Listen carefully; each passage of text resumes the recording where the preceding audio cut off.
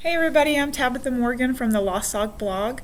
I am going to show you today how we're going to create a Crayon Resist reflection. In my fourth grade class right now, we're working on a mirage reflection. It's supposed to look like the desert, and there's a reflection in the picture, which we're pretending that is a mirage. So in order to get this looking like that, the first thing I do is I give the kids a large piece of white paper that's pretty thick so it can handle paint and water. And I fold, on this project, I'm only doing a third of the paper. I'm folding it downward. I've done it before where we do half the paper. But since it's a mirage and not a lake or an ocean, we're just doing a third. So I handed the paper to all the students folded downward, and I told them to leave this alone. Don't touch it, don't do anything with it until I give further instruction, as long as they were keeping it to their belly as they draw.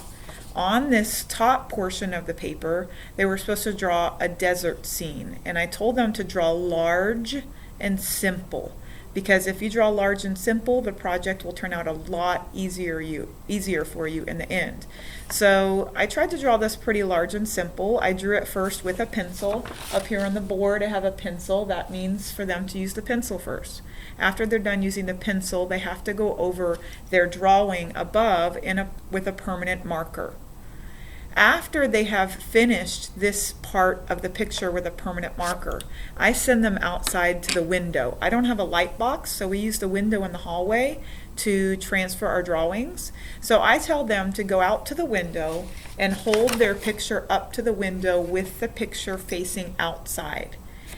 Whatever they see through the light, you can kind of tell here when I hold it up to the light, you can see the picture through it. Whatever they see in the flap, which is going to be the water, they trace that with a pencil, not a Sharpie, just a pencil.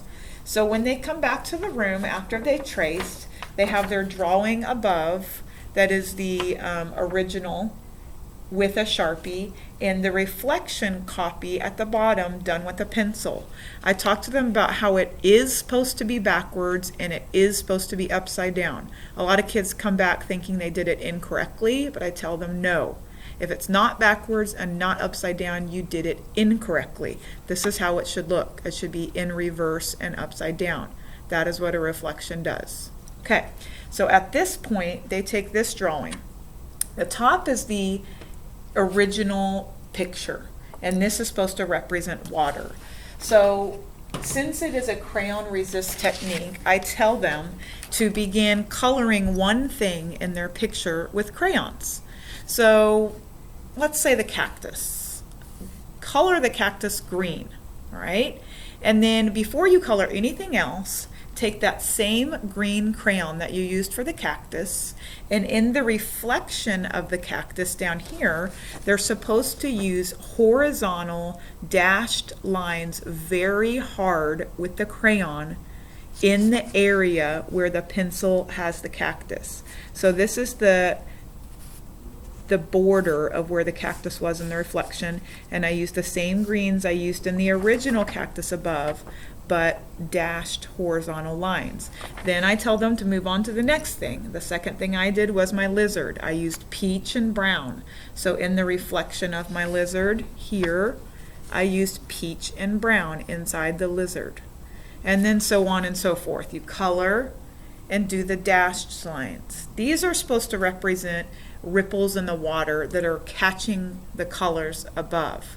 After all this is completely filled in with the dashed lines of the same color above, we then take our blue tempera. So I'm going to put this up here. We don't do any paint on the top portion of the picture. The only place that we're going to be painting is the bottom. So I'm going to take my brush, and this is going to, you'll see it will resist the water. So wax is what crayons are made out of. So if they've done the crayon hard enough like I told them to on the bottom, making their dashed lines, it will push away any blue paint that I add to the bottom if they did it correctly. If they did it weak and light, it will not resist the water. So I'm taking a brush that I've applied blue watercolor on, and as I run it across the picture, all the areas where I did crayon, it will push away the paint. That's why it's called a resist. And I'll just keep using my blue paint to fill this bottom portion in. Try to make it a little closer so you can see. It will push away the paint. And I'm just going to have them fill the whole bottom portion in with the blue paint and then let it dry.